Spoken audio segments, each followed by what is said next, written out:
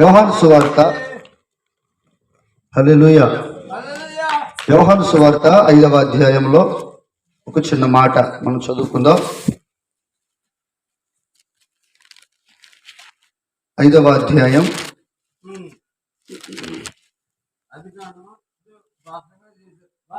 8వ మాటను చదువుకుందాం. యేసు నీవు లేచి నీ పరుపెత్తుకొని నడవమని చెప్పగా వెంటనే వాడు స్వస్థత నుండి దేవునికి స్తోత్రం కలుగును గాక. దేవుని పిల్లలారా, యేసుక్రీస్తు ప్రభువారు తన ద్వారా ఆశీర్వాదాలు పొందుకున్నటువంటి వ్యక్తుల ద్వారా ఏం ఆశిస్తున్నాడు అనే సంగతిని మనం గమనిస్తే, ఓ వ్యక్తి 38 సంవత్సరాల నుండి ఒక సమస్యతో బాధపడతా ఉన్నాడు. అది కుటుంబాన్ని నాశనం చేసేదై ఉండొచ్చు, తన శరీరాన్ని నాశనం చేసేదై ఉండొచ్చు, లేదంటే తన కులాన్ని నాశనం చేసేదై ఉండొచ్చు, జాతిని నాశనం చేసేదై ఉండొచ్చు, లేకపోతే కుటుంబం యొక్క పరువు ప్రతిష్టలను మంటగలిపే తత్వం అయి ఉండొచ్చు. ఏదేమైనప్పటికీ కూడా అతనైతే ఒక సమస్యతో బాధపడినట్లుగా నేటి దినాలలో క్రైస్తవ జీవితాన్ని అనుభవిస్తున్నటువంటి మనము కూడా కొన్ని సమస్యలతో బాధపడుతూ ఉన్నాం. ఓ తల్లి దగ్గరికి వెళ్ళి మనం కనుక అయ్యా లేదంటే అమ్మా ఏంటి నీ సమస్య అనంటే, ఆ తల్లి చెప్పేటటువంటి మాట ఒకటి, అయ్యా నా కొడుకు మార్పు చెందాలి. దేవుని పిల్లలారా, దేవుని మహాకృపను బట్టి పరంజ్యోతయ్య గారు మీ సేవకుడిగా ఉండడాన్ని బట్టి అటువంటి పరిస్థితులు ఒకవేళ మీకు రాలేదేమో కానీ, ఎందుకంటే మేము చూస్తూ ఉన్నాం కదా, యవనస్తులు చాలా మంది అయ్యగారి పక్కన తిరుగుతూ ఉంటారు. 3 రోజులైనా 4 రోజులైనా ఆయన వెంట ఉంటారు. ఆ విషయాన్ని చూసి నేను చాలా సంతోషించాను. అయితే మా ఏరియాలో కనుక చూస్తే ఏ తల్లి దగ్గరికి వెళ్ళి అమ్మా నీ సమస్య ఏంటంటే మొట్టమొదటి చెప్పే మాట ఏంటంటే ఇదే. ఏం చెబుతూ ఉంటుందంటే, నా కొడుకు మార్పు చెందాలయ్యా, వాడు తాగుబోతుగా ఉన్నాడు, తిరుగుబోతుగా ఉన్నాడు, పనికి మాలినోడాలు ఉన్నాడు, వాడు ప్రార్థన చేయడు, పరిస్థితులన్నీ కూడా అనుకూలంగా ఉండవు, వాడు ఇంటికి లో నుంచి బయటికి వెళ్తే ఎప్పుడు తిరిగి వస్తాడో తెలియదు, వస్తాడో రాడో తెలియదు, ఇటువంటి అనుమానంతో నేనున్నాను. వాడు బయట ఉన్నంతసేపు ఇంట్లో నాకు భయం, వాడు ఇంట్లోకి వస్తే భయం, ఏ తగా తీసుకొస్తాడోనని, ఒకవేళ 3 రోజులు అగపడకపోతే భయం, వాడు ఏమైపోయాడోనని అని తల్లులు కొంతమంది బాధపడతా ఉంటారు. అదే ఓ భార్య దగ్గరికి వెళ్ళి కనుక అమ్మా ఏంటి నీ సమస్య అనంటే సేమ్ రిపీట్ అవుతూ ఉంటుంది నా భర్త. చూడండి దేవుని పిల్లలారా, క్రైస్తవులు అయినప్పటికీ కూడా, దేవుని పిల్లలమైనప్పటికీ కూడా, ప్రార్థనా పరులమైనప్పటికీ కూడా ఎందుకు మన పిల్లలు మార్పు చెందడం లేదు? ఎందుకు మన భర్తలు మార్పు చెందడం లేదు? ఎందుకు ప్రార్థనకు వెళ్ళేటటువంటి పురుషులను చూసి ప్రార్థనకు వెళ్ళనటువంటి వ్యక్తులు హేళన చేస్తున్నారు అని మనం ఆలోచిస్తే, వాళ్ళందరి జీవితాలు కూడా సైతాన్ గాడి యొక్క కబంధ హస్తాలలో నలిగిపోతా ఉన్నాయి. ఆ సైతాన్ గాడి యొక్క కబంధ హస్తాలన్నీ యేసు నామములో విడిపోవునుగాక. ఎవడైతే సైతాన్ యొక్క కబంధ హస్తాలలో సతమతమవుతా ఉన్నారో ఆ కుటుంబాలకు ఈ క్షణాన విడుదల కలుగునుగాక. యేసు నామములో విడుదల కలుగునుగాక. సమస్యల్లో ఉన్నటువంటి ఆ వ్యక్తి దగ్గరికి ఒక పండగ దినాన యేసుక్రీస్తు ప్రభువారు వచ్చాడు. చూడండి ఆ మాట 5వ అధ్యాయంలో మొదటి మాట, అటు తర్వాత యూదుల పండగ ఒకటి వచ్చింది. అంటే ఆ పండగ దినాన యేసుక్రీస్తు ప్రభువారు 38 సంవత్సరాల నుండి ఎదురు చూస్తున్నటువంటి ఒక వ్యక్తి జీవితంలోనికి వచ్చి తనకు విడుదల దయచేశాడు. దేవుని బిడ్డలారా, ఇది కూడా మనకు సువార్త పండగ. కుటుంబము ఈ దినాన మనకు వాక్యం అనే పండగను మనకు పరిచయం చేస్తూ ఉంది. వాక్యం అనేటటువంటి పండగలో మనందరం పాల్గొన్నాం. ఆ పండగ రోజున ఆ వ్యక్తికి విడుదల కలిగినట్లుగా ఈ పండగ దినాన ఇక్కడ ఎవరైనా సరే సమస్యలతో ఉంటే మీ అందరి జీవితంలో కూడా అద్భుతం జరగబోతుంది. ఆమేన్ చెప్పండి, విశ్వాసంతో చెప్పండి, నమ్మకంతో చెప్పండి. హల్లెలూయా. దేవుని పిల్లలారా, మీరు ఎప్పటికి కూడా ఈ సువార్త పండగలకు రాకుండా ఉండొద్దు, రావాలి. మీరు ఏ వాక్యము ద్వారా దేవుడు మనకు ఆదరణ కలిగిస్తాడో మనకు తెలియదు. అందుకని మనందరం ఏం చేయాలంటే ప్రతి ప్రార్థనలో పాల్గొనాలి. అది చిన్నదే కావచ్చు, పెద్దదే కావచ్చు, ఎటువంటిదైనా సరే. చూడండి, దైవజనులు మొన్న మధ్య మమ్మల్ని లింగాలపాడు వరకు తీసుకెళ్ళాడు. బండి 3 గంటలప్పుడు స్టార్ట్ చేస్తే ఆపేసరికి 7:30 అయింది.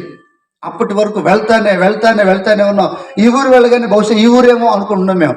ముందుకు వెళ్తానే ఉన్నాడు అయ్యగారు. ఒకటే మాట చెప్పాడు, నన్ను వెంబడించండి అన్నాడు, అంతే. ఎదురొస్తుంది కదా, ఆ ఊరు ఆపుతాడే అనుకుంటాం. ఆగలా, ఇంకొక ఊరు అక్కడ ఆగలా, ఇంకొక ఊరు అక్కడ ఆగలా, వెళ్తానే 7:30 వరకు వెళ్తానే ఉన్నాం. దేవుని పిల్లలారా, అక్కడికి వెళ్ళిన తర్వాత కాలు పెడదామన్నా ఇంజిన్ దగ్గరకు పోవట్లేదు, చెయ్యి పెడదామన్నా ఇంజిన్ దగ్గరకు పోవట్లేదు. కారణం ఏంటంటే పొగలెళ్తున్నట్టు వేడి వస్తుంది అనమాట దాంట్లో నుంచి. అంత దూరం తీసుకెళ్ళాడు. అంత దూరం తీసుకెళ్ళి మా చేత ఒక పాట కూడా పాడేలా, 5 నిమిషాలు ప్రార్థన చేయడానికి అవకాశం ఇలా, 2 నిమిషాలు వాక్యం చెప్పడానికి, గ్రీటింగ్స్ చెప్పడానికి కూడా అవకాశం ఇలా. కారణం ఏంటి అనంటే, మీరు పిల్లలు, మీరు నేర్చుకోవాల్సిన బాధ్యత మీ మీద ఉంది అనే ఉద్దేశంతో ఆయన మాకు నేర్పటం కోసం తీసుకెళ్ళాడు. ఆయనతో పాటు మేము నేర్చుకోవడానికి వెళ్ళాం. దేవుని పిల్లలాగా మనము కూడా నిత్యం విద్యార్థుల వలె ఉండాలని 143వ కీర్తన 10వ అధ్యాయంలో మనం చదువుతాం. ఎల్లప్పుడూ మనం నేర్చుకునే వాళ్ళ వలె ఉండాలి. ఆ వ్యక్తి దేవుని పిల్లలారా ఆ పండగ దినాన స్వస్థత పొందుకున్నాడు. స్వస్థత పొందుకొని ఆ పరుపెత్తుకొని వెళ్ళిపోయిన తర్వాత వాళ్ళు అడిగారు, ఎవడు నిన్ను స్వస్థపరిచిందంటే, ఆ స్వస్థపడినోడికి తెలియలా ఎవడు స్వస్థపరిచిందనే సంగతి, ఎవరు నాకు తెలియదు అన్నారు. అయిపోయింది. కొన్ని దినాల తర్వాత యేసుక్రీస్తు ప్రభువారు మరలా ఆ ప్రాంతానికి వచ్చినప్పుడు ఆ వ్యక్తి ఇదే రీతిగా ఇటువంటి ప్రార్థనే జరుగుతూ ఉంటే ప్రార్థనలో ఆగపడి అన్నాడు, అయ్యా ఒకసారి లేచి నిలబడు, దావీదు గారు ఒకసారి లేచి నిలబడండి, అయ్యా నిలబడు. అక్కడ అలా చూశాడు అనమాట, మనిషిని చూసి అన్నాడు, ఇదిగో స్వస్థత నొందితివి, కూర్చోండి. ఇదిగో ఆ వ్యక్తిని గుర్తుపట్టి యేసుక్రీస్తు ప్రభువారు ఏమన్నాడంటే, ఇదిగో హల్లెలూయా, ఇదిగో స్వస్థత నొందితివి, మరి ఎక్కువ కీడు నీ మీదకు రాకుండా ఉండునట్లుగా మరలా పాపం చేయొద్దు అన్నాడు. దేవుని పిల్లలారా మీరు గమనించండి, ఆయన స్వస్థతను పొందుకున్న తర్వాత, అతను దేవుని యొక్క దీవెనను పొందుకున్న తర్వాత దేవునికి కృతజ్ఞతగా ఆయన ఏం చేస్తున్నాడంటే, ప్రతి వారం దేవుని సన్నిధిలోనికి వచ్చి దేవుని సన్నిధిలో వాక్యంలో కానీ ప్రార్థనలో కానీ పాల్గొంటా ఉన్నప్పుడు దేవుడు అంతటితో సంతోషించలా. ప్రార్థనకు వస్తున్నాళ్లే, వెరీ గుడ్ అని చెప్పలా.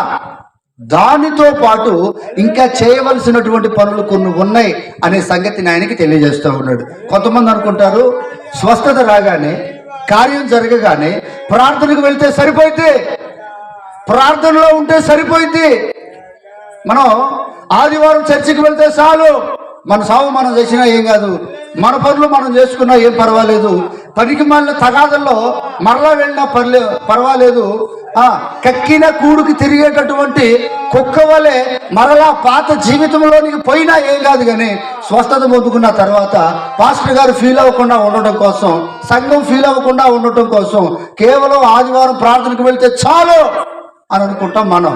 కానీ యేసుక్రీస్తు ప్రభువారు మన ద్వారా ఏం కోరుకుంటాడంటే, ఇదిగో వినబడుతుందా నీకు, స్వస్థత నొందావు కదా నువ్వే, నీ అమ్మా ఇక్కడేనండి, మీరు ఇక్కడేనండి, దేవునికి స్తోత్రం కలుగును గాక, హల్లెలూయా. ఇదిగో స్వస్థత నొందావు కదా, ప్రార్థనకు వస్తే సరిపోదు, మరలా ఎక్కువ కీడు నీకు రాకుండా ఉండాలంటే నువ్వు ఇక మీదట పాపం చేయొద్దు. చప్పట్లు కొట్టిన సార్, ఎంత గొప్ప మాట అండి. ఇది నాన్న గద్దింపు వాక్యాలు చెబుతుంటే సంఘం ఎండిపోతుందండి. గద్దించి వాక్యం చెబుతుంటే సంఘం ఎండిపోయి పైగా ఏమంటున్నారు తెలుసా, ఆయన మాటలు దయగలిగిన మాటలు, నువ్వేంటి గద్దించి వాక్యం చెబుతావు, నువ్వేంటి హృదయాలను గాయపరిచే మాటలు చెబుతావు. ఈ రీతిగా చెబితే వాక్యం వినడానికి వస్తారా, సంఘంలోకి వస్తారా, వాక్యం వినడానికి వస్తారా, సంఘంలో చేర్చబడతారా, ఉన్నోళ్ళు కూడా వెళ్ళిపోతారు, అటు చెప్పొద్దు అని అంటున్నారు. కానీ యేసుక్రీస్తు ప్రభువారు ఏమంటున్నాడు, ఇదిగో ఎక్కువ కీడు నీకు రాకుండా ఉండాలంటే మళ్ళీ అంటే పబ్లిక్ గా చెబుతున్నాడు అనమాట. ఇప్పటి వరకు నువ్వు పాపం చేసావు కాబట్టి నీకు ఈ రోగం వచ్చింది, మరలా నీకు ఇంకా ఎక్కువ కీడు రాకూడదంటే నువ్వు పాపం చేయొద్దు. ఎంత గొప్ప మాట అండి. ఆయన మాటలు దయగలిగిన మాటలే కాదు, హృదయాలను కోసే కత్తిలాంటి మాటలని ఈ మాట ద్వారా మనకు అర్థం అవ్వాలి కదా. ఈ మాట ద్వారా మనం అర్థం చేసుకోవాలి కదా. ఎప్పటికీ నీకు దీవెనలు కలుగునుగాక అంటేనే ప్రార్థనకు వస్తారా? మీకు ఆశీర్వాదాలు కలుగునుగాక అంటేనే ప్రార్థనకు వస్తారా? గద్దెపు వాక్యాలు వింటే ప్రార్థనకు రాలేరా? రావాలి. ఎందుకు రావాలి అనంటే దేవుని పిల్లలారా, మన హృదయాలు నేటి దినాలలో ఎలా ఉన్నాయంటే కరుడుగట్టిన తీవ్రవాది తత్వం మనలో. కరుడుగట్టిన తీవ్రవాదులు ఏం చేస్తారో తెలుసా? వాళ్ళ యొక్క మాటను వినకపోతే కాల్చి చంపేస్తారు. వాళ్ళ మాట ప్రకారం కనుక నడవకపోతే వాళ్ళందరూ ఏం చేస్తారంటే వాళ్ళ ఇష్టం వచ్చినటువంటి తిప్పలు పెడతారు మనల్ని. నేటి దినాలలో కొంతమంది మనుషులు కూడా అలాగే ఉన్నారు. దేవుని కృపను బట్టి పరంజ్యోతి గారి ఆధ్వర్యంలో ఎదుగుతున్నటువంటి మీరందరూ ఆ రీతిగా లేరు అని నేను నమ్ముతున్నా. నా నమ్మకం పైన ఆమేననే ముద్రను వేసుకోవచ్చా? హల్లెలూయా, హల్లెలూయా. దేవుని వాక్యం సెలవిస్తా ఉంది, ఎక్కువ కీడు నీకు రాకుండా ఉండాలంటే మరలా పాపం చేయకూడదు. అంత మాత్రమేనా అనంటే ఇంకా చెబుతున్నాడు ఆయన. మార్కు సువార్తలో ఒక యవనస్తుడు పడతాడు మనకి. ఆయన కుష్ఠరోగి. ఆయన యేసు ప్రభు దగ్గరికి వచ్చి మోకాళ్ళుని, అయ్యా నాకు ఇష్టమైతే నీవు నన్ను శుద్ధునిగా చేయగలవు అంటాడు. ఆయన తెలివి కలిగిన ప్రార్థన చేశాడు. చాలా మందికి ప్రార్థన చేయటం రాదు. అయ్యా ఇవ్వయ్యా, నీ ఇష్టమయ్యా, అదయ్యా, ఇదయ్యా అంటూ ఉంటారు. కానీ ఈ యవనస్తుడు మాత్రం బహుశా జ్ఞానం అనుకుంటా, ఈ లోక సంబంధమైన జ్ఞానం అనుకుంటా. అందుకని ఆయన వచ్చేటాడు చాలా తెలివిగా, అయ్యా నీకు ఇష్టమైతే నన్ను శుద్ధునిగా చేయగలవు అంటాడు. చెయ్యయ్యా అంటలా, చేస్తావా అని అడగట్లేదు, కానీ చేయగలవు అని తన విశ్వాసాన్ని ప్రార్థనలో చూపిస్తున్నాడు. ఈ మాటలో యొక్క మర్మం తెలుసుకున్న తర్వాతే నేను ప్రార్థన చేయటం మొదలుపెట్టి, అడిగిన ప్రతిదానిని పొందుకొని ఉన్నాం తండ్రి అంటే నేను ప్రార్థన అయిపోయిన తర్వాత. కారణం ఏంటయ్యా అంటే ఆ సంగతులను మనం చేసేటటువంటి ప్రార్థనలో కూడా దేవుని పిల్లలారా ఒక జ్ఞానయుక్తమైనటువంటి సమయోచితమైనటువంటి తలంపులతో మనం ప్రార్థన చేయాలి. హల్లెలూయా. ఆ వ్యక్తి ప్రార్థన చేసి అంటున్నాడు, నీకు ఇష్టమైతే నన్ను శుద్ధినిగా చేయగలవంటే ఏసేమంటాడు? ఆయన అంటాడు నాకు ఇష్టం లేదంటాడా? నీకు స్వస్థత ఇవ్వటమే నాకు ఇష్టం రా బాబు, నేను ప్రాణం పెట్టబోయేదే ఎందుకు నీకోసం అన్నప్పుడు, నీకోసం ప్రాణం పెట్టిందే ఎందుకు? నేను నిన్ను మహిమపరచడానికే, నిన్ను ఆశీర్వదించడానికే, నిన్ను దీవించడానికే. కాకపోతే నీలో ఒక లోపం ఉంది. నీలో ఒక లోపం ఉంది. ఏంటి ఆ లోపం? చదువుండి అన్నమాట. యోహాను సువార్త, మార్కు సువార్త 1వ అధ్యాయం 44వ వచనం చదవండి. వారికి సాక్షార్థమై నీ దేహమును యాజకునికి కనబరుచుకొని నీవు శుద్ధుడైనందుకు మోషే నియమించిన కానుకలను సమర్పించమని. హల్లెలూయా. ఈయనలో ఒక లోపం ఉందండి. ఏంటంటే ఈయన ఫస్ట్ నుంచి కూడా సావుకులు అంటే ఈయనకి చులకని చూపు అనమాట. సావుకుడు అంటే అడుక్కునేవాడు, బతకలేక బడి పంతులు అప్పుడయ్యేవాళ్ళు. ఇవాళేమో బతకలేక సావుకులు అవుతున్నారు. ఉద్యోగాలు చేయలేక, టాపీ పని చేయలేక, ఇళ్లలో పిల్లలను పోషించలేక, ఇంగ్లీష్ మీడియం స్కూల్లో పిల్లలను చదివేయటానికి, కార్లు కొనుక్కుని ఏసీల్లో తిరగడానికి సావుకులు అవుతున్నారు ఇలా అని అనుకునేటటువంటి తత్వం ఈ వ్యక్తిది. అందుకని యేసుక్రీస్తు ప్రభువు అంటే తెలుసా, గురబాయ్ నీకు రోగం వచ్చింది, నీకు తగ్గేయటం నాకు ఇష్టమే, కాకపోతే నువ్వు వెళ్ళి నీ యాజకుడికి మాత్రం మోషే నియమించిన చొప్పున కానుకలు ఇవ్వాలి. చూడండి దేవుని పిల్లలారా, దేవుని కృపను పొందుకున్నటువంటి ఈ వ్యక్తితో యేసుక్రీస్తు ప్రభు వారు ఓకే చాలు వెళ్ళిపో, వెరీ గుడ్ అనలా. ఎందుకంటే ఒక మనిషిలో ఉన్నటువంటి లోపాలను దేవుడు ఏం చేస్తాడంటే ఎత్తి చూపించి ఈ పని చేయండి రాబాయ్ అంటాడు.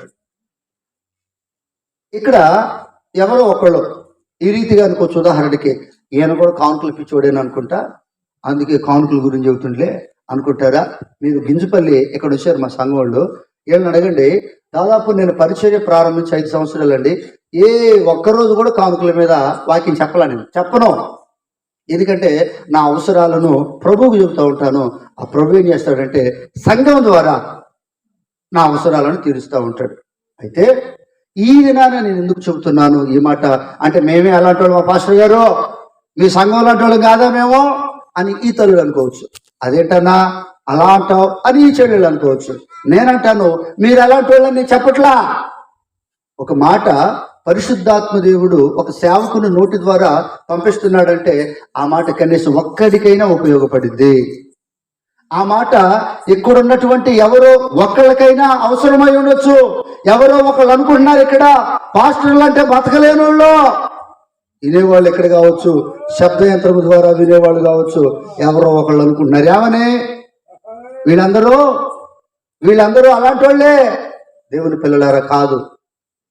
యేసుక్రీస్తు ప్రభువారు చెబుతున్నాడు, ఇదిగో మోషే నియమించిన కానుక చొప్పున నువ్వేం చేయాలి, నీ సేవకునికి నీ దేహాన్ని కనబరుచుకొని మోషే నియమించిన చొప్పున కానుకలు ఇచ్చేయి, సమర్పించేసే అంటున్నాడంటే ఈ యవనస్తుల్లో ఒక లోపం ఉందండి. అప్పటి వరకు పాస్టర్ గారంటే గిట్టనటువంటి యవనస్తుడు, పాస్టర్ గారంటే గిట్టనటువంటి ప్రార్థన అంటే గిట్టనటువంటి ఆ యవనస్తుడికి రోగం వచ్చేసరికి, కుష్ఠరోగం వచ్చేసరికి నూతనంగా పెళ్ళైనటువంటి భార్య రానిట్లా, ఇంట్లోకి అత్తమామలు రానిట్లేదు. అప్పటి వరకు పెంచి పోషించిన తల్లిదండ్రులు రానిట్లా. అప్పటి వరకు నువ్వే నా ప్రాణం, నువ్వు లేకపోతే నేను లేనన్నటువంటి స్నేహితులు ఇంట్లోకి రానివ్వట్లా. నెట్టేశారు, ఊరు బయటకు నెట్టేశారు. అక్కడ కూర్చొని ఏడుస్తూ ఉన్నాడు, నాకే రావాలా రాకరాకి కుష్ఠరోగం, ఎందుకు రావాలి నా కుష్ఠరోగం అని అంటే, నువ్వు సేవకుని తిట్టురా రబాయ్. ఆత్మ చెబుతుంది అనమాట, తనతో ఆత్మ చెబుతుంది, నువ్వు సేవకుని తిట్టావు అందుకేరా నీకు ఈ రోగం అన్నప్పుడు ఈ మొత్తం కాదు, నాకు కార్యం జరగాలంటే దేవుడు మాత్రమే సహాయం చేయగలడని దేవుడి దగ్గరికి వచ్చి, ఎందుకంటే తెలివి కలిగినోడు కదా, జ్ఞానం కలిగినోడు కదా, అన్నాడు, అయ్యా నీకు ఇష్టమైతే నన్ను క్షమించి నన్ను శుద్ధినిగా చేయగలవయ్యా. ఓకే నాకు ఇష్టమేలే కానీ నువ్వు పోయి నీ ప్రవర్తన సరి చేసుకో ఇక మీదట. ప్రతి సేవకుడు కానుకల కోసం వచ్చినోడు కాదు, కానీ మోషే నియమించాడు కానుక. ఎందుకో తెలుసా, సేవకుడు పోషించబడటం కోసం. దేవుని పిల్లలారా, నిన్న అల్లిపురంలో ఆరాధన చూసుకొని వస్తా ఉన్నాం. నిలబడి హల్లెలూయా హల్లెలూయా. ఆదరణ కొడుకు వెళ్ళి వస్తా ఉంటే ఆడకు వెళ్ళగానే తమ్ముడు యొక్క చెప్పులు తెగిపోయినప్పుడు ఇతను పాస్టర్ గారి బండి మీద వెనక కూర్చున్నాడు. మరి పాస్టర్ గారికి బహుశా వెనక కూడా కళ్ళున్నాయి అనుకుంటా. చూశాడు మేళ చెరువు దాటాం, మల్లారెడ్డిగూడెం వరకు వచ్చాం. అక్కడ ఆగిన తర్వాత ఇప్పటి వరకు వెంటనే ప్రయాణం చేసేసాం కదా, డ్రింక్ తాగుతాను దిగండి అన్నాడు. దిగిన తర్వాత అడిగాడు, నీ చెప్పులు ఏరా అంటే తెగిపోయినాయి అన్నాడు. వెంటనే పక్కన షాప్ ఉంటే షాపులోకి తీసుకెళ్ళి చెప్పులు కొనిపెట్టాడు. అక్కడ వాడు కానుక ఇచ్చారు, ఇవ్వలేదని నేను చెప్పట్లా. ఇచ్చిన కానుకను ఏం చేశాడు, మాకు పెట్రోల్ కొట్టించాడు, ఈయనకి చెప్పులు కొనిపించాడు. అంతా అయిపోయిన తర్వాత వెళ్తా ఉన్నప్పుడు మరలా నాకు రెండోసారి పెట్రోల్ కొట్టించి జేబులో కొంత డబ్బులు పెట్టి, జాగ్రత్తగా వెళ్ళు, నీ పసిపిల్లలను పోషించుకో అని నాతో చెప్పాడు. దేవుని పిల్లలారా, అప్పుడు మరి పరంజ్యోతి గారిని కూడా మనం కానుకలు పిచ్చోళ్ళలోనే కడదామంటారా? దేవుని పిల్లలారా, అందరూ ఒకలాగా ఉండరు. కానీ కొంతమంది యవనస్తులు కానీ వాక్యం తెలియని వ్యక్తులు కానీ ఏం చేస్తారంటే అందరినీ ఒకే తాటిని కట్టేసి వీళ్ళందరూ బ్రతకలేక సేవకులయ్యారు అంటా ఉంటారు. దేవుని పిల్లలారా, మీరు ఆ త్రోవలో ఉండొద్దు, ఆ పనికి మాలిన గుంపులో మీరు ఉండొద్దు. మనందరం కూడా జీవము కలిగిన దేవుణ్ణి ఆరాధిస్తున్నాం. జీవము కలిగినటువంటి దేవుడు ఏం చేశాడో తెలుసా, 12 మంది గోత్రికులలో 11 మంది గోత్రికులకు ఆస్తులను పంచిపెట్టాడు. కూర్చున్నాను. 11 మంది గోత్రికులకు ఆస్తులను పంచిపెట్టి లేవీలకు మాత్రం ఏమీ పంచిపెట్టకుండా అన్నాడు, నా సేవ చేయటమే మీకు ఆస్తి. మరి మేము ఎలా పోషించబడాలి నాయన? ఇదిగో ఈ 11 మంది ఉన్నారు చూశారు, ఈ గోత్రాలందరూ వచ్చి వాళ్ళ కానుకలు మీకు సమర్పించి మిమ్మల్ని పోషిస్తారని చెప్పాడు. ఆ దినాన అది కంటిన్యూ అవుతుంది. ఆ క్రమంలోనే ఈ దినాన దేవుని పిల్లలరా ప్రతి సేవకు నడుస్తూ ఉన్నాడు. ఒకటి, మీకు ఇష్టమైతే కానుకలు ఇవ్వండి, లేకపోతే లేదు. అందరి ముందేమో పేరు ప్రతిష్టల కోసం ఫలానా వ్యక్తి 1000 రూపాయలు ఇచ్చిండు అని చెప్పించుకొని బయటకు పోయిన తర్వాత మంచిది అనే తత్వం మీలో ఉంటే దేవుని పిల్లలారా, మీరందరూ కూడా దేవుని కృపలో బహుశా ఆశీర్వదించబడలేరేమో. మరొకసారి 10 మంది కుష్ఠరోగులు వచ్చారు ఆయన దగ్గరికి. 9 మంది వెళ్ళిపోయారు. 9 మంది వెళ్ళిపోతే అన్యుడైనటువంటి ఒక వ్యక్తి తిరిగి వచ్చి అంటున్నాడు, అయ్యా నన్ను స్వస్థపరిచినందుకు స్తోత్రం అయ్యా అంటే యేసు ప్రభు అంటున్నాడు, మరి 9 మంది ఏరి? 17వ అధ్యాయం 17వ వచనంలో మనం చదువుతాం లోకాసువార్త మాట. ఓకే, 10 మంది కదా శుద్ధులైంది, మరి 9 మంది ఏరి? దేవుని పిల్లలారా, ఈ వ్యక్తి ఏమీ లేనోడు. ఈ వ్యక్తి దగ్గర తన ప్రాణం తప్ప ఇంకొకటి లేదు. అందుకని యేసుక్రీస్తు ప్రభువారు ఏమంటున్నాడంటే, ఓకే, నీ కృతజ్ఞత స్తుతులు కేవలం నీ నోటి ద్వారా అర్పించేటటువంటి జిహ్వ బలులు నాకు చాలు అన్నాడు. సంఘంలో కూడా చూడండి, దేవుని పిల్లలారా, మోకరించగలిగినటువంటి యవనస్తులను సేవకుడు మోకరించకపోతే ఒప్పుకోడు. మోకరించలేకుండా పెద్ద వయసు కలిగినటువంటి తల్లులు కుర్చీ మీద కూర్చున్నా సరే ఏమండు. వీళ్ళకి వాళ్ళకు ఉన్నటువంటి వ్యత్యాసం ఏంది అని అంటే, వీళ్ళు బలవంతులు, ఎదగబోయే మొక్కలు, వీళ్ళకి క్రమం అవసరం. అందుకని వీళ్ళు ఏం చేస్తాడంటే క్రమంలో పెంచడానికి ఇష్టపడతాడు. మీరందరూ పెద్దలు, తల్లులు మోకాళ్ళు వంగవు కాబట్టి మీకు మీ పరిస్థితులను బట్టి దేవుడు మిమ్మల్ని ముందుకు నడిపిస్తా ఉన్నాడు. అదే రీతిగా దేవుని పిల్లలారా, ఇవ్వగలిగిన వారి దగ్గరికి వెళ్ళయ్యా, మరి చర్చికి పని ఉంది, నీకు ప్రేరేపించబడి తీవు అని అడుగుతాడు. ఇవ్వలేని వారి దగ్గరకు వెళ్ళి అడుగుతాడా? అడగడు. ప్రార్థన చేయమ్మా అంటాడు. కారణం ఏంటంటారు? మీరందరూ సేవకుల పిల్లలండి. మీకు కష్టాలు వచ్చినప్పుడు మీ కుటుంబం ఏడిసిందో లేదో నాకు తెలియదు, నీ భర్త ఏడుతుడో లేదో నాకు తెలియదు, నీ భార్య ఏడిసిందో లేదో నాకు తెలియదు. కానీ నీ సేవకుడు మాత్రం నీకు ఏదన్నా కష్టం వస్తే నా సంఘంలో ఒక్క ఆత్మ ఇబ్బంది పడుతుందనే ఉద్దేశంతో నీ ఇబ్బందులు తొలగేంత వరకు కన్నీటి ప్రార్థన చేస్తాడండి సేవకుడు. కొట్టు చప్పట్లో హల్లెలూయా. నిన్న కాక మొన్న చనిపోయినప్పుడు మీ పెద్దమ్మ మన సంఘంలో ప్రారంభ దినాల్లో ఆదరించిన తల్లి చనిపోయింది. ఆమె చనిపోయింది అని తెలియగానే నేను మొట్టమొదటి చేసిన పని మోకరించి ప్రార్థన చేయటం. ప్రభువా, ఆమె ఆత్మను నీ సన్నిధిలోకి చేర్చుకో. 3 రోజులు హాస్పిటల్లో ఉందండి. 3 రోజులు కూడా వేదన పడి ఏడ్చి ప్రార్థన చేశా తల్లి కోసం. కారణం ఏంటో తెలుసా? ఆత్మలు దేవునికి అప్పగించాల్సిన బాధ్యత నా మీద ఉంది. వ్యర్థమైనటువంటి వ్యక్తుల కోసం నేను ప్రార్థన చేయలేనేమో బహుశా. సంఘంలోనికి వచ్చేటటువంటి ప్రతి ఒక్కరి కోసం ప్రార్థన చేయాల్సిన బాధ్యత నా మీద ఉంది. ఎందుకంటే మీరు ఇచ్చేటటువంటి రూపాయి తిని నేను జీవిస్తున్నాను కదా, మీరు పెట్టేటటువంటి ఉప్పు తిని నేను పెరుగుతున్నాను కదా. దేవుని పేరు చెప్పించినా తినేది నేనే కదా. భోజనం వేయించారనుకోండి, అంగళ్ళలోకి పోయి అమ్ముకోను కదా, వండుకొని తింటాను కదా. ఆ కృతజ్ఞత మీద ప్రారంభ దినాల్లో ఆమె ఎన్నో రోజులు పిలిచి భోజనం పెట్టినటువంటి రోజులు, అంటే ఆమె కన్నా ఘనంగా పెట్టిన వాళ్ళు కూడా ఉన్నారు. వాళ్ళు ఎక్కడే ఉన్నారు. చెబితే పొగడతగా ఉండదని చెప్పట్లేదు. కానీ దేవుని పిల్లలారా, ఆ తల్లి కూడా నన్ను ప్రేమించింది. అలాంటి తల్లి ప్రేమించినప్పుడు ఆమె చనిపోతే నేను ఎలా ఓర్చుకోగలనండి? దేవుని పిల్లలారా, మీకు కార్యం జరిగినప్పుడు, దేవుడు నిన్ను స్వస్థపరిచిన తర్వాత, దేవుడు నిన్ను ఆదరించిన తర్వాత నీ ద్వారా ఆయన ఏం కోరుకుంటున్నాడు అనంటే, నువ్వు మరలా పాపంలోనికి వెళ్లకుండా ఉండటం కోరుకుంటున్నాడు. నువ్వు ఎక్కువ కీడులు తెచ్చుకోకుండా ఉండటం కోరుకుంటున్నాడు. అదే రీతిగా నువ్వు లోకస్తుల వలె ఇచ్చి దెప్పిపోసేటువంటి తత్వం మానుకోమని చెబుతున్నాడు. నీ దగ్గర లేకపోతే కనీసం కృతజ్ఞతలైనా సరే చెల్లించమని ఆయన కోరుకుంటున్నాడు. కాబట్టి దేవుని పిల్లలారా, ఈ 3 క్రమాల్లో నువ్వు జాగ్రత్త కలిగి జీవించినట్లయితే 103వ కీర్తనలో రాయబడినటువంటి ఆ మొదటి 2 వచనాలు మనందరి జీవితంలో నెరవేర్చబడునుగాక. ఇట్టి కృప మనందరికీ అనుగ్రహించబడునుగాక. శ్రేష్టమైన ఆశీర్వాదాలతో మనందరము నింపబడుదుముగాక. మన కుటుంబాలలో వ్యర్థముగా తిరుగుతున్నటువంటి వ్యక్తులందరూ హృదయాలు మార్చబడునుగాక. శ్వాసొచ్చి సంపూర్ణుడైన తండ్రి, మహిమ కలిగిన యేసయ్యా నీకు వందనాలు. అల్పుడనైన నేను కొద్ది నిమిషాలు మాట్లాడడానికి మీరు ఇచ్చిన అవకాశాన్ని బట్టి స్తోత్రాలు. నీ సేవకుడైన పరంజ్యోతి గారిని బట్టి స్తోత్రాలు. పక్కనున్నటువంటి ఘనమైన సేవకుడిని బట్టి నీకు స్తోత్రాలు చెల్లిస్తున్నాం. ముఖ్యంగా వీళ్ళందరికన్నా ఓపికతో విన్నటువంటి నీ బిడ్డలను బట్టి స్తోత్రాలు నాయన. మీరు ఏ ఆత్మతో మాట్లాడారో తెలియదు, కానీ ఆ ఆత్మ నాయన ఈ క్షణంలోనే మారు మనస్సు పొంది నీ నామ మహిమార్థమైన తండ్రి రక్షణ మార్గంలోనికి వచ్చి పరలోక రాజ్యపు పౌరసత్వపు హక్కును సంపాదించుకొని నీకు సంతోషాన్ని కలిగించేటటువంటి బాప్తిస్మపు కార్యక్రమంలో నడవబడి నిలవబడి నీ నామ మహిమార్థమై జీవించడానికి సహాయము దయచేయమని, మా కోసం ప్రాణం పెట్టి తిరిగి లేచి త్వరలో రానయ్యున్న యేసుక్రీస్తు శ్రేష్టమైన నామని ప్రార్థనను సమర్పించి అడిగిన ప్రతి దానిని పొందుకొని ఉన్నాం పరమ తండ్రి. ఆమేన్. హల్లెలూయా. అవకాశం ఇచ్చిన అయ్య గారికి నిండు వందనాలు.